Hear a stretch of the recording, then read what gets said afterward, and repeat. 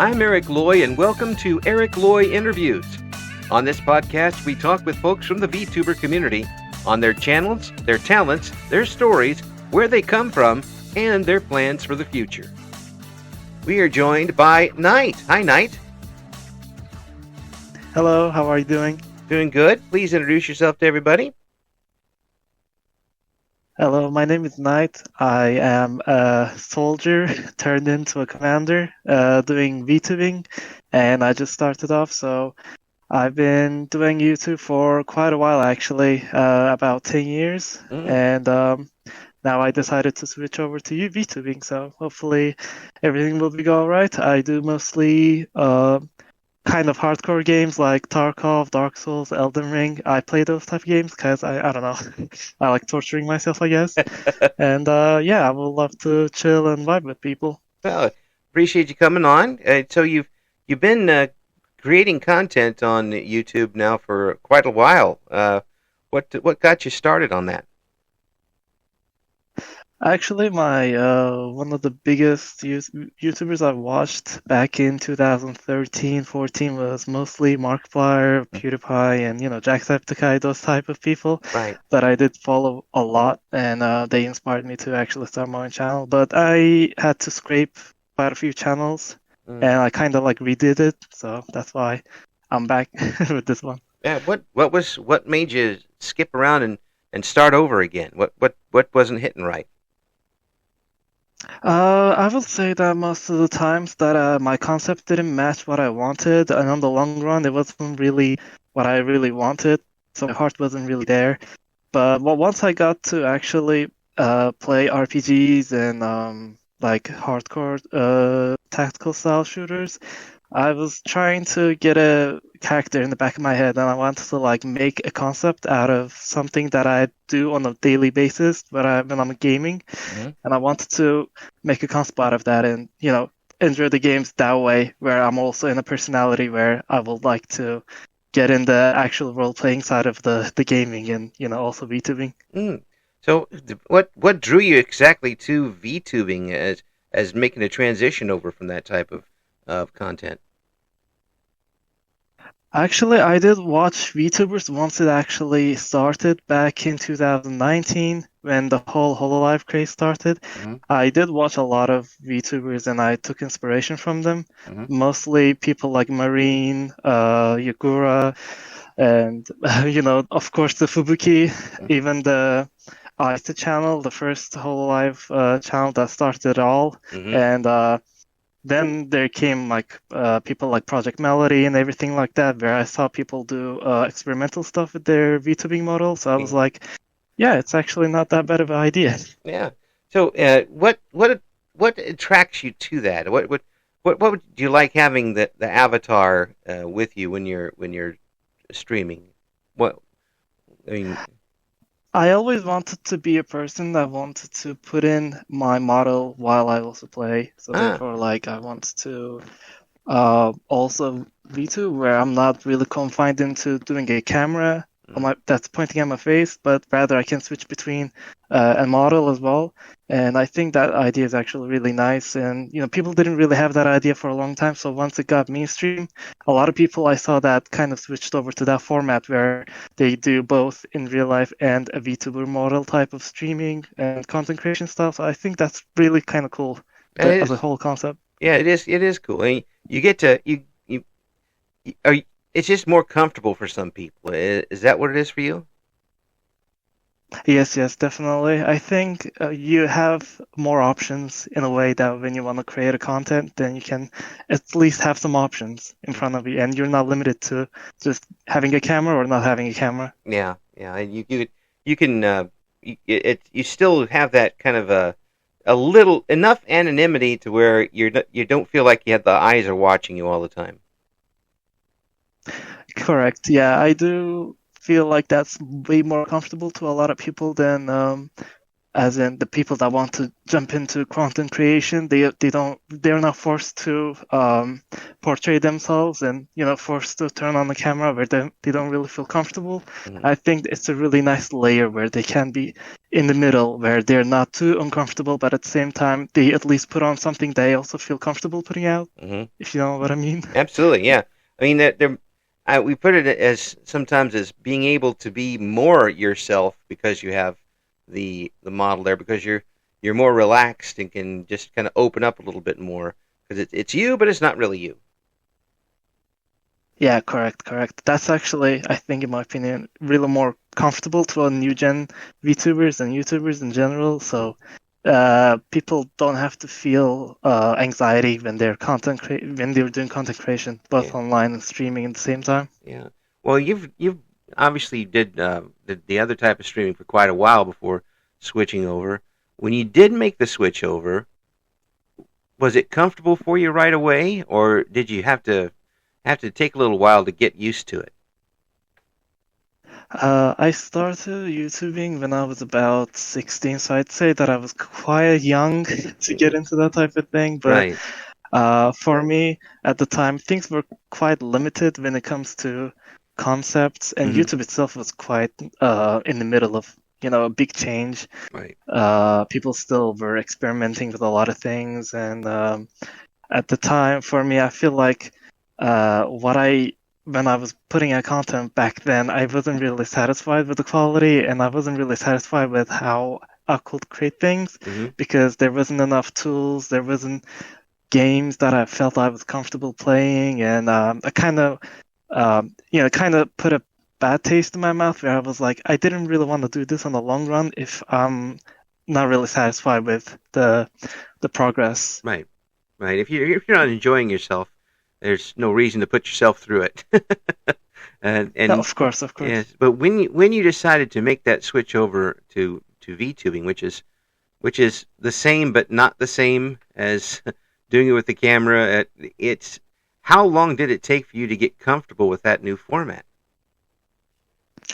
Actually, I started VTubing about a month and a half ago, so Mhm. it's like quite really new for me. Yeah. And I had this idea for a very long time, though. It's been like more than a year in my back of my head, and I was trying to get to a whole concept where I was thinking, what should I do with my plans and going forward with the concepts that I have in mind? Hmm. And as I was going, I was just thinking and, just keep adding to the pile of what I want to do and just like putting it to next to a wall. And I was like, yeah, well, maybe it's the time to do it actually. And actually, I do have a lot of confidence on this project that I have more than any other projects that I did before, where I had streaming on the Twitch and, I was also content creating on YouTube. Right. I feel more comfortable with this one Well, that's compared to good. the other ones. That's good because I mean you've got kind of a leg up on a lot of people because of all the experience that you have on content creating and such.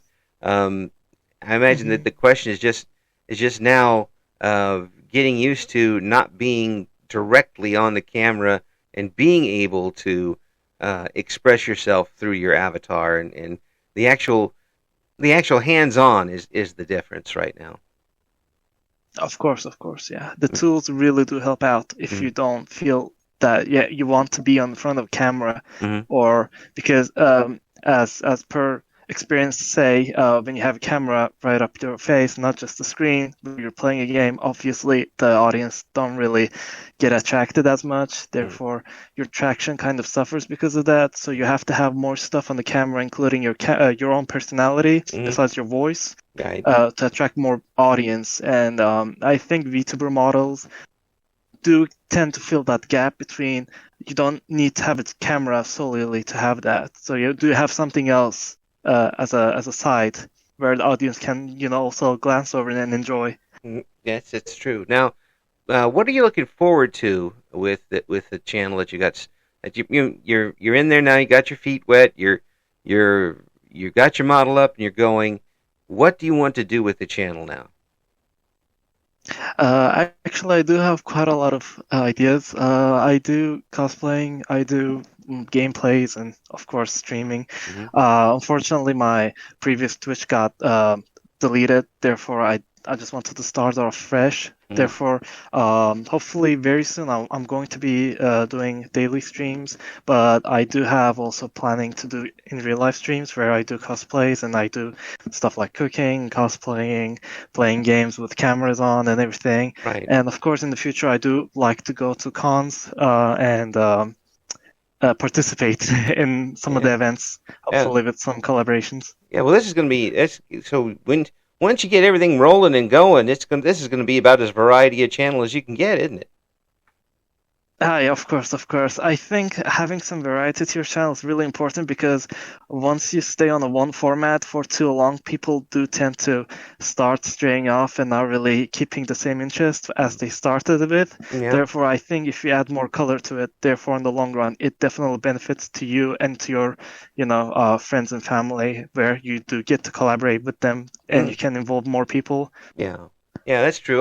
That for some folks, it's always everybody's got your mileage may vary when it comes to these things, and one thing might work for somebody and not work for the other one. But if you have the personality for it and you enjoy interacting with your audience so much, I would imagine being able to do these things is a big plus because it does connect you with your audience a lot more.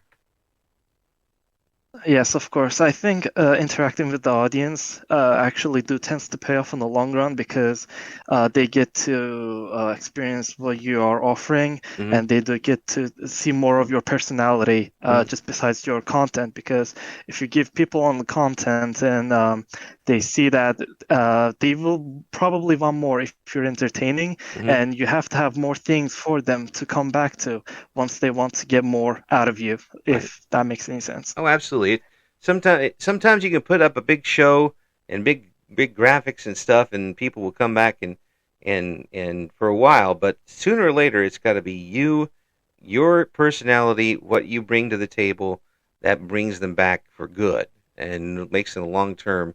And that happens in any type of it. It happens to radio guys like myself back when I was doing it, and it happens to anybody who has a type of podcast or show or streaming. It's Hmm. eventually it comes down to, do they like you, and not necessarily what they do. Yes. And sometimes it works out wonderfully. And I think with what you're planning to do, you're going to give everybody a lot of aspects to look at, and people will be able to hook on a lot of different places to get on the hook and stay with you. and and and Yeah. and and with that variety, I think that'll help out a lot. Now you mentioned cooking. I kind of Yes. I really do kind of like watching the cooking streams. It not only is it a kind of personal thing, but um, cooking shows in the past were always recorded and pre-recorded, and you never see anything happen that isn't supposed to happen. and believe Yeah. and not believe me, not everything always goes well while cooking. I mean, I've set several fires in the Of past, course, and of course. I'll set more again. Um, so, what type of food are you planning to cook online?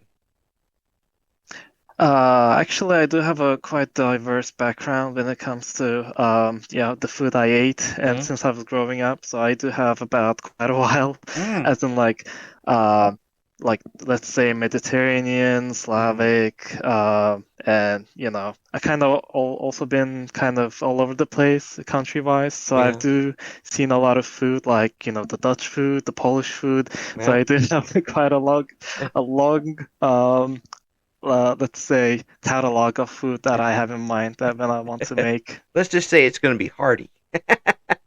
Yes, it's going to be quite a mix. Yeah, you're going to be full after Yes. trying. So let's say you got one coming up. The first one is ready to go. What would be the one thing that you would want to do first on your first cooking show?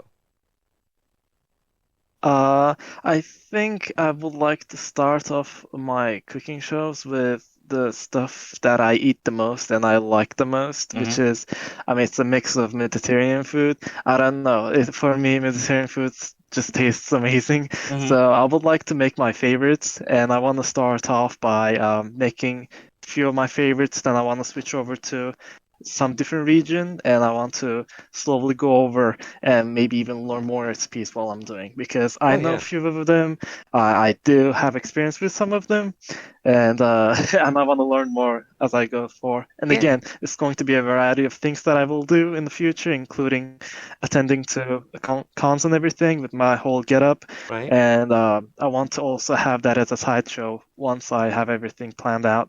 So how long have you been cosplaying? I'd say about 3 years. Hmm. So have you been? You Yes. go out to the conventions and stuff? Only been to two conventions, and they haven't really been the big ones. Hmm. But hopefully, once I switch countries really soon, I will be able to attend really major cons over in Europe, Hmm. and maybe even future into US once I get the you know Yeah. the things I want in order to move forward with the whole project. Yeah. This. So what is the toughest part about doing the cosplaying? Is it kind of trying to stitch together everything and make sure everything is perfect, or is it just getting the concept in the first place? I think concept is quite the easy one, but getting everything matching can be frustrating, Mm-hmm. especially in my field where you do military cosplays. Mm-hmm. People tend to look once you start mixing stuff, and they don't really take that quite lightly Right. or face value. So they do kind of criticize you if you do make rookie mistakes, and I mean, you kind of want to be more professional when it comes to those type of stuff, and you kind of want to do the small things in order to be more extra professional, let's just say. Well, yeah. And I've seen that, so Yeah, and I have a bit of experience in that. I can absolutely imagine because there will be folks that enjoy that type of cosplay that will know exactly what you have on.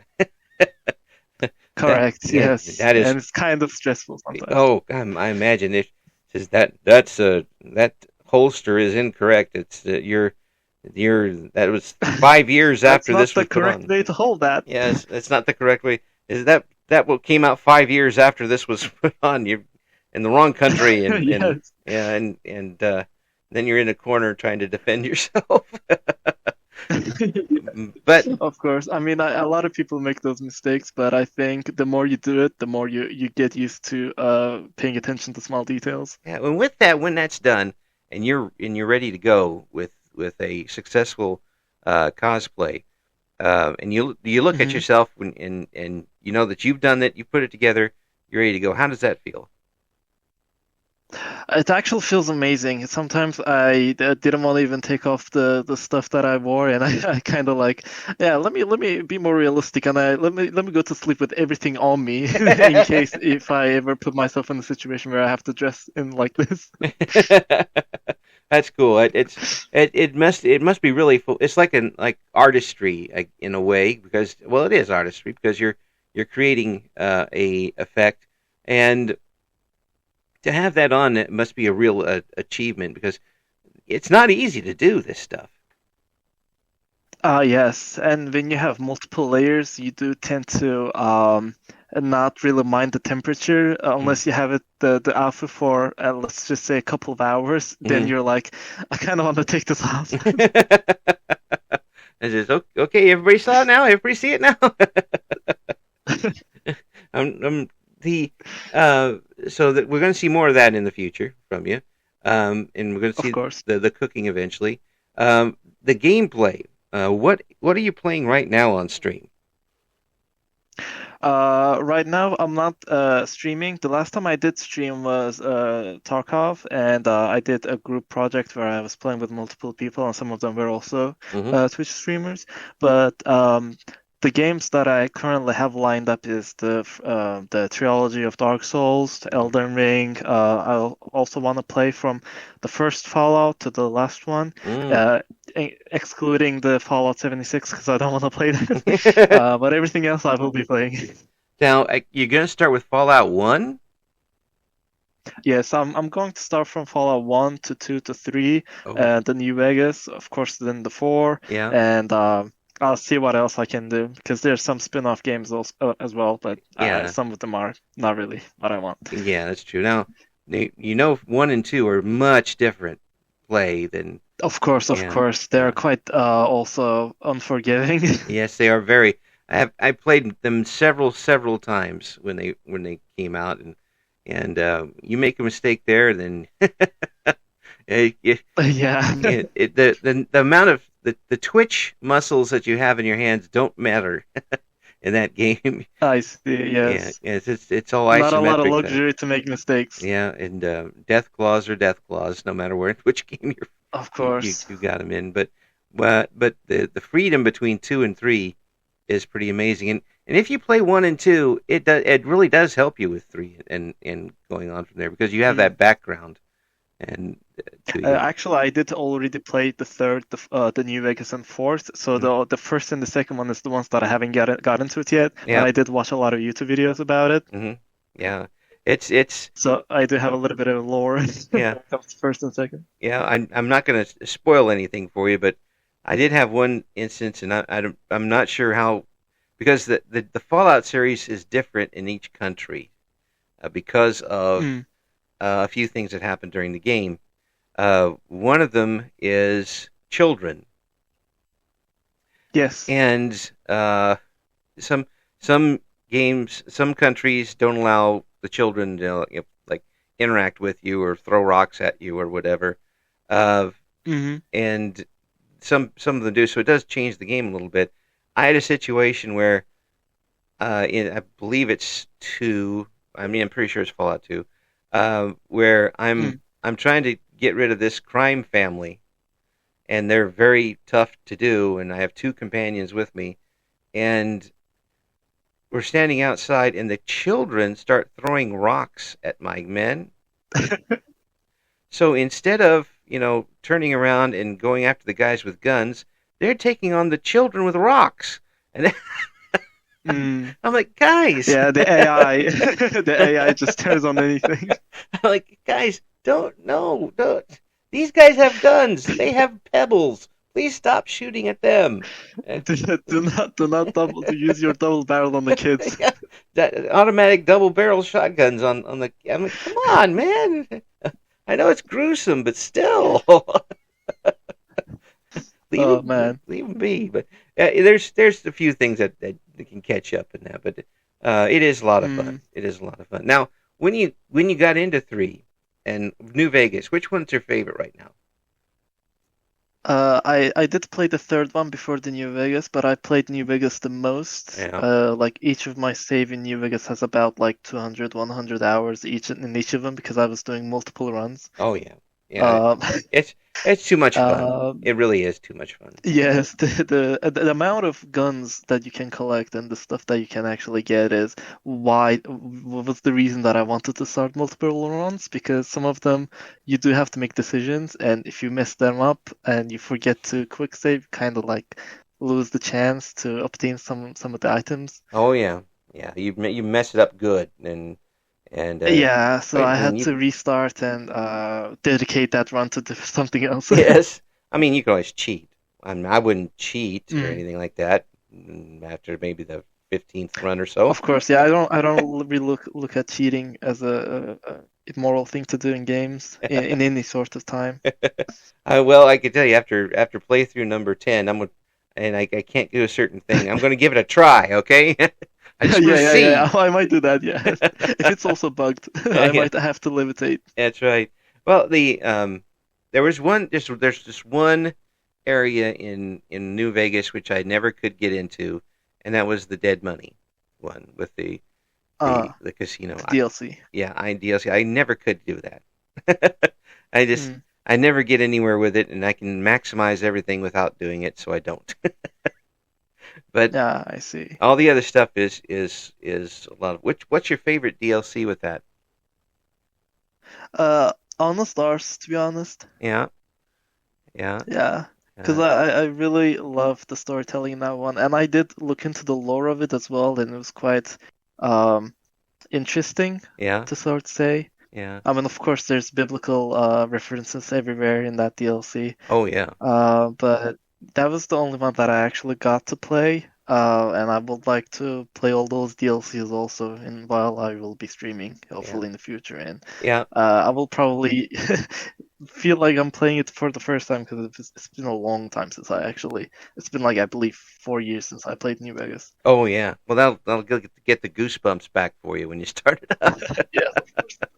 Uh, well, three in Vegas. I haven't gotten four to be able to play on my computer, so I haven't been able to do that one. But the The three is quite buggy also, but it has a quite different aura mhm, than the New Vegas because it's more isolated. You kind of feel like, and yeah. there's like everything is kind of looked destroyed to be honest on the Oh third. yeah.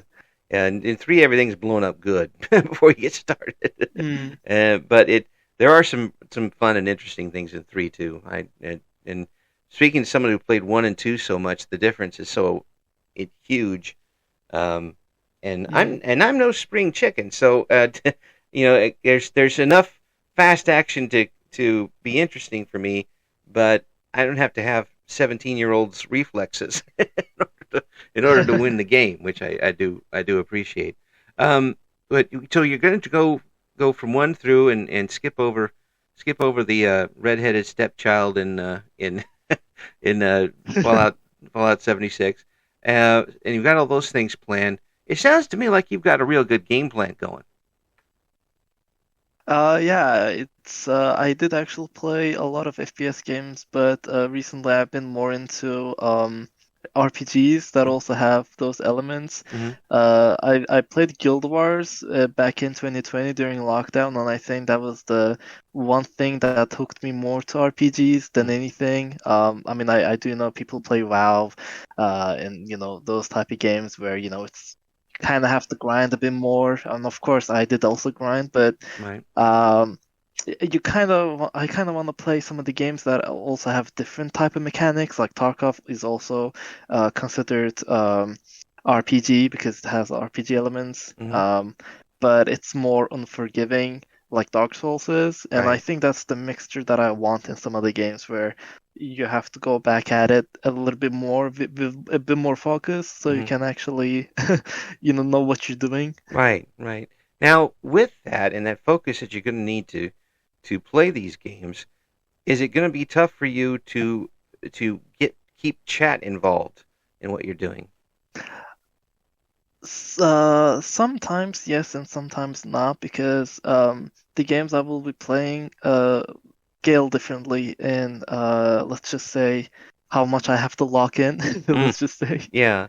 Yeah. Let's say if it's Tarkov, I have to be more, more aware of my surroundings. But if it's Dark Souls, during the boss fights, yes, I will be have to looking at my screen Yeah. because I don't want to get one tapped Yeah. by the boss. Oh yeah. I mean, it's you have to follow the patterns, and if you don't do that, you might as well not even be there at that Yes, particular the point. attack patterns you have to recognize. Yeah. So, how has interaction been with the listeners and watchers so far? Um. From what I have before, mostly was YouTube, so it was quite actually nice. Mhm. When I also did post some in real life stuff, it was also quite great, and that was one of the motivations I wanted to do variety streaming because I feel like once you have different audiences that watch different type of stuff and they also tune into your other stuff, Right. they tend to be more hooked in on what you're doing. And I think that's the main reason why I want to do variety streaming because um, I feel like people enjoy seeing different things in general and they do enjoy to stick around more. And again, that's the whole reason why I want to do like multiple things at one time. So Mhm. I might just do one gameplay, then I would just, get up and actually do something else at the same time in the same stream. So- But of course, that given I have to stream for at least 12 hours to do multiple stuff at the same time. Oh, 12 hours. Oh, that's a long time. That's a I know. I can't do anything for 12 hours. Breathing for 12 hours takes a while at this age. But Yes, of course. I have to schedule 16 hours to do 12 hours worth. um, I think once you're dedicated and you have a goal, I think, and of course, you enjoy doing what you're doing, those 12 hours tend not to be actually that bad, and you tend to enjoy those 12 hours more than you thought you will. Oh, well, I can tell that you enjoy it absolutely. And I mean, first of all, you're not going to do something for that long and not have some enjoyment out of it. And you've been streaming in general since since you were a teenager, and Hmm. and continuing to do it now and continuing to grow into it. It really seems to me that you have found your calling in a way. This is all fit in your wheelhouse, and it's almost a natural progression for you to keep going.